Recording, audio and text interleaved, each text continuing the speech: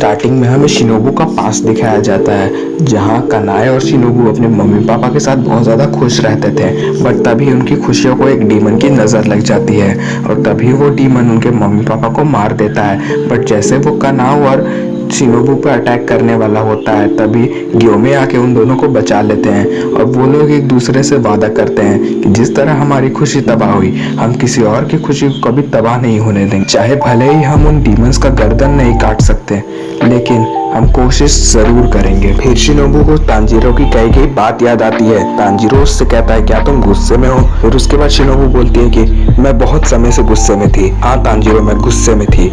मेरे माँ बाप को मार दिया गया, मेरी बहन को मार दिया गया, कानाओ को छोड़कर मेरे सारे स्टूडेंट्स को मार दिया गया। और फिर शिनोबू आओई और अदर जो 3 लड़कियां उसके साथ रहती है उनके बारे में कहती है कि उनके घर वालों को मार दिया गया है डीमंस के द्वारा। फिर उसके बाद शिनोबू डोमा को देखकर सोचती है, इस आदमी पर जहर का असर क्यों नहीं हो रहा, अब क्या दिक्कत है? ये सब बोल के शिनोबू नीचे गिर रही होती है, बट डोमा इतना ज्यादा क्रीपी होता है कि वो शिनोबू को नीचे गिरने से पहले उसे जकड़ लेता है और वो बोलता है कि वो बहुत अच्छा था, तुमने बहुत मेहनत से काम किया, तुम इतने कमजोर होने के बावजूद, अपनी बड़ी बहन से ज्यादा कमजोर होने के बावजूद भी मुझे नहीं मार पाई। ये बेवकूफी ही तो है जो तुम इंसानों को इंसान बनाती है। उसके बाद ये बोलकर डोमा शिनोबू को अब्सॉर्ब करने लग जाता है, बट शिनोबू भी अपने लास्ट वर्ड्स बोलती है, नर्क में सड़ो। फिर उसके बाद हमें दिखाया जाता है कि वहां पर कानाओ आ जाती है और वो ये वाला सीन देख रही होती है कि डोमा यहाँ पर शिनोबू को अब्सॉर्ब कर रहा होता है। वो चिल्लाकर मास्टर बोलती है,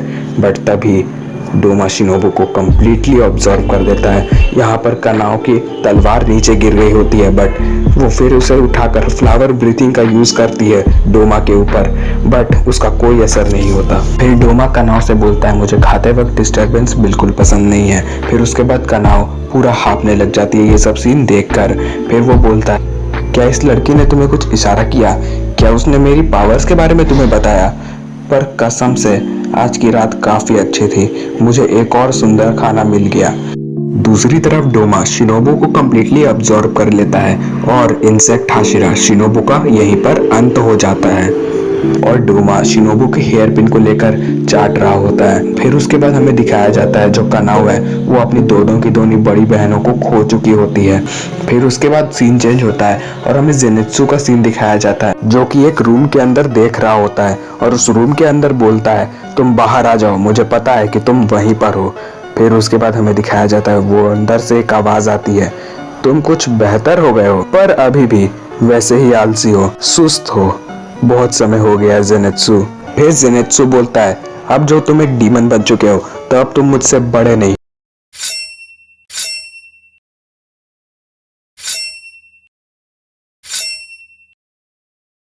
तांजीरो और गियू का सीन दिखाया जाता है जो कि एक साथ भाग रहे होते हैं, बट तभी तांजीरो को फिर से नीचे गिर जाता है, बट गियू फिर से उसे बचा लेता है और उसे बोलता है कि बैठे मत रहो, भागते रहो। फिर उसके बाद हमें दिखाया जाता है एक कौवा उनके पास आता है जिसके पास योशिरो की आइज थी, जो कि उन्हें बोलता है कि शिनोबू को जो इंसेक्ट हाशिरा मर चुकी है। ये सब सुनने के बाद दोनों के दोनों ही बहुत ज्यादा शॉक्ड हो जाते हैं। यहाँ पर तांजीरो शिनोबू की मेमोरीज को याद करके रोने लग जाता है। फिर उसके बाद गियू पूछता है, इस कौवे के ऊपर कौन सी चीज चिपकी हुई है? फिर उसके बाद हमें उबुयाशी मेंशन दिखाया जाता है, जहां पर उबुयाशी किरिया, जो कि उबुयाशी कागाया का 8 साल का छोटा बेटा होता है, वो उसके परिवार में सबसे ज्यादा छोटा होता है। अपनी 2 बहनों को और अपने माता पिता को खोने के बाद वो 1 सेकंड भी नहीं रोया था। क्या क्यों? योशिरो की आंखों को किरिया ही सभी के सभी कौवों के द्वारा सब तक इंफॉर्मेशन पहुंचाने के लिए यूज किया।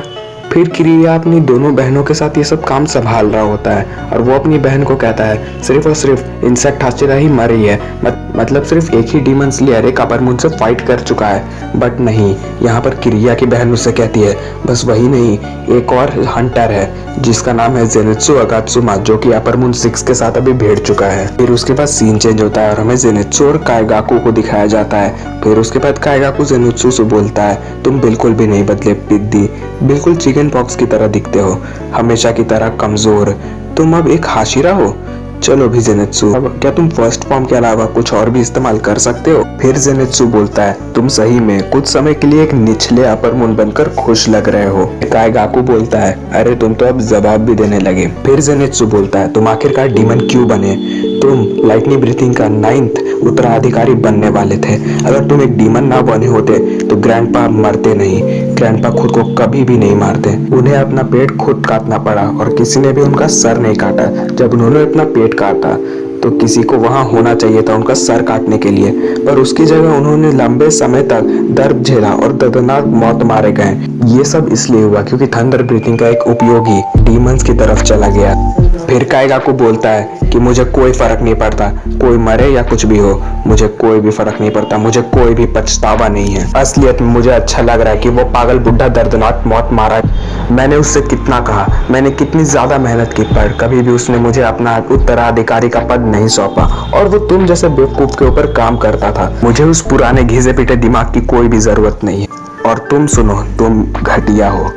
फिर जेनित्सु बोलता है ग्रैंडपा कभी पागल नहीं थे। अगर मैं घटिया हूँ तो तुम कचरा हो। मैं सिर्फ फर्स्ट फॉर्म का यूज कर सकता हूँ थंडर ब्रीथिंग का, लेकिन तुम फर्स्ट फॉर्म को छोड़कर बाकी सभी के सभी फॉर्म्स को इस्तेमाल कर सकते हो। ग्रैंडपा ने हमें उनका उत्तराधिकारी इसलिए नहीं बनाया क्योंकि हम दोनों कभी परफेक्ट थे ही नहीं। फिर काइगाकू बोलता है मुझे कभी भी अपने के साथ कंपेयर मत करो, और वो बहुत ज्यादा गुस्सा हो जाता है और वो थंडर ब्रीथिंग का 4th फॉर्म यूज कर देता है जेनित्सु के ऊपर। बट उसका कोई भी असर नहीं होता है जेनित्सु के ऊपर, और उल्टा जेनित्सु ही उसके ऊपर एक अटैक कर देता है और वो काइगाकू से बोलता है बहुत ही ज्यादा धीमे कचड़े कहीं के। फिर उसके बाद एपिसोड यहीं पर एंड हो जाता है।